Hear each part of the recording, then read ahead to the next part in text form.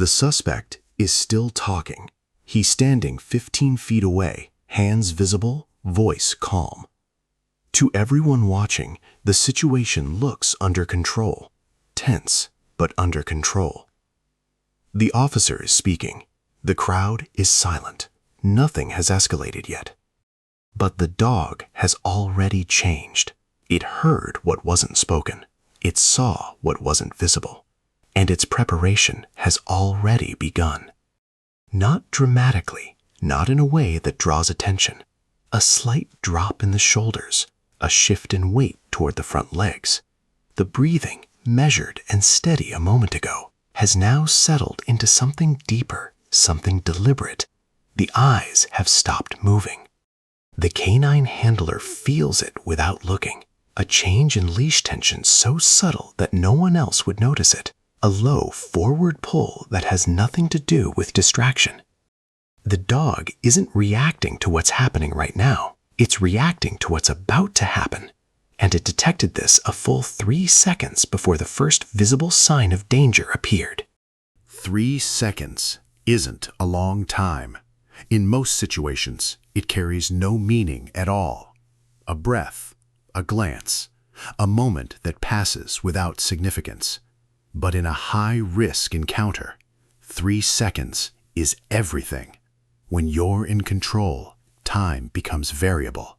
It's the difference between a controlled response and a desperate one. It's the difference between a team that's already moving and a team still trying to catch up. It's the difference between an outcome that's managed and one that's merely survived. The question isn't whether a canine can detect an attack before it happens. Handlers already know this is possible. The real question is what's actually occurring inside that animal's body during those 3 seconds. Which biological systems activate, what information gets processed, and how the dog reaches absolute certainty before any human on the scene has even realized that certainty is possible. Most people watching a canine in a tense situation focus on the wrong signals. They watch for the obvious: bared teeth, raised hackles, a low, continuous growl. These are the signals that look dangerous to a human observer, loud, visible, unmistakable. And they're not wrong to watch for them. These signals are real. They carry meaning. But they're already several steps behind.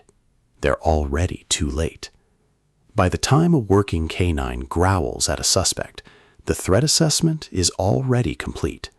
The dog has already processed the incoming information, reached a conclusion, and moved into a behavioral state that's one step away from action. The growl isn't the start of the sequence. It's near the end of it. What most people miss completely are the signals that come before, the small, quiet, almost invisible behavioral shifts that appear in the 2 to 4 second window when the canine has already detected something the people around it haven't noticed yet. These are the signals that matter most, and to an untrained eye, they look like almost nothing at all. If you're not trained, if you're not a true canine companion, you don't see every brushstroke in the painting. You only see the picture. Experienced handlers talk about a particular kind of attention they develop over time. Not focused on the suspect, not on the environment, but directed entirely toward their dog.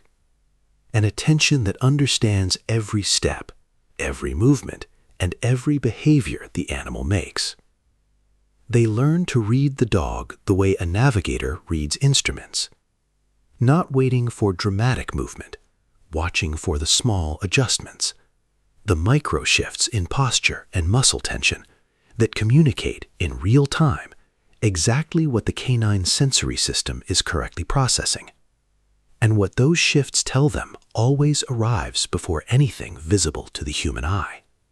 Many handlers describe a specific moment they can recall with absolute clarity, not as a concept, but as an operational reality they lived through.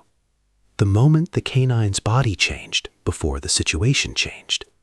The moment trusting that change produced an outcome that could have gone very differently otherwise. After that moment, they say, You stop watching the suspect first.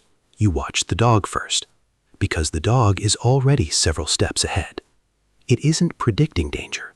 It has already detected it through systems that operate faster and at a higher resolution than anything available to the human sensory toolkit. The handler's job in those 3 seconds is simply to keep up. To understand what a canine detects in the seconds before an attack, you first need to understand what the human body does before it turns violent, and why those changes are invisible to other people, but not to a dog.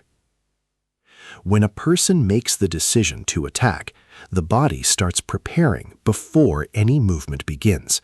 Adrenaline enters the bloodstream, cortisol spikes, the heart rate climbs, muscle tension shifts, loading the large motor groups in the legs and shoulders for explosive movement. All of this happens before a single visible action takes place. To another person standing nearby, the individual still looks exactly the same. Same posture, same expression, same apparent calm. But the chemistry has already changed, and a working dog can read that chemistry in real time. Before the person moves a single muscle, the dog has already registered every shift happening inside that body. Research suggests that dogs can detect volatile organic compounds released through the skin and breath that correspond to acute stress states. The hormonal signatures of adrenaline and cortisol produce chemical byproducts that enter the surrounding air within seconds of release. A dog at close range is continuously receiving that information. Its olfactory system is built to identify those changes with a precision that no human-made instrument can currently match. A canine doesn't smell fear in a vague or metaphorical sense. It detects a specific identifiable shift in the chemical environment surrounding a specific person. And that shift tells the dog something concrete. This body is getting ready for something. Now let's look at what the ears are doing. In the seconds before an attack, breathing patterns change. The rhythm becomes irregular. The depth increases. Microsounds too faint for the human ear frequently accompany the body's physical preparation for violence. Muscle groups loading under tension produce sound. Joints shift. Weight transfers from heel to forefoot in a way that generates audio information at frequencies well within the dog's hearing range. The dog hears the body getting ready before the body actually moves. And then the eyes lock in. A dog's visual system is calibrated for motion detection in a way that human vision simply isn't. In the pre-attack window, a person's gaze behavior changes. The eyes fix on the target, the blink rate drops, and the focus narrows. As the motor system begins its preparation sequence, micro-movements appear in the shoulders and hands. These movements fall below the threshold of ordinary human observation. They do not fall below the threshold of a working dog at close range with its full attention locked onto a single subject. What the dog is doing in those 3 seconds is integrating all of this simultaneously. Scent data arriving continuously, audio data processed in real time, visual data tracked by a motion-sensitive system calibrated precisely for this category of subtle pre-movement signal. The result is a threat assessment that is faster, more accurate, and more complete than anything a human observer can produce in the same time frame. And the dog's body responds before the handler has even finished processing what he's seeing. The shoulder drop comes first. The weight shifts forward as the hindquarters load the spring. The breathing slows, not from calm, but from the focused physiological control that precedes any explosive physical output. The eyes lock onto a single point and stop tracking. The tail stiffens or drops depending on the individual animal and its training background. Every one of these shifts is a readout, a biological instrument displaying the conclusion the dog's sensory system has already reached.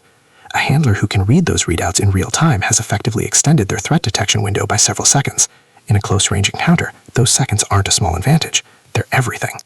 Handlers working in high-risk environments frequently describe situations where the K9's pre-attack signal was the only warning available. No change in the suspect's visible behavior, no verbal escalation, no movement that would have triggered a human threat assessment.